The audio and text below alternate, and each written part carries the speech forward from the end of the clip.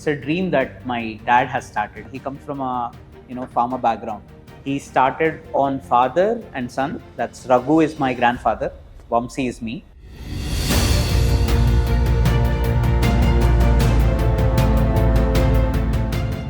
When destiny took an unexpected turn, a young MBA graduate had to set aside his dreams of going abroad to fulfill his father's last wish, to make Raghu Vamsi one of the world's best aerospace and defense companies.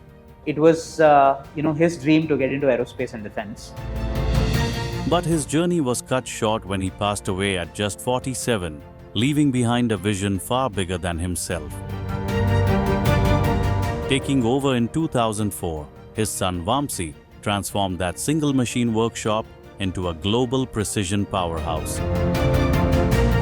I was always fascinated with engines, so we started doing parts for HAL engine division in Koraput. We wanted to go further in terms of exports, so we started doing oil and gas parts. Hard metals or difficult parts, difficult technologies was something that was always fascinated about. We were one of the first companies here in Hyderabad to have that kind of a capability. From supplying aero engine components to HAL, GE and Pratt & Whitney, to developing indigenous micro-turbojet engines and unmanned aerial systems, Raghu Vamsi has become a symbol of India's deep tech transformation. At some point, we have to make a aircraft engine. That was our dream. Today, with facilities across India, the UK and the US, the dream lives on, stronger than ever.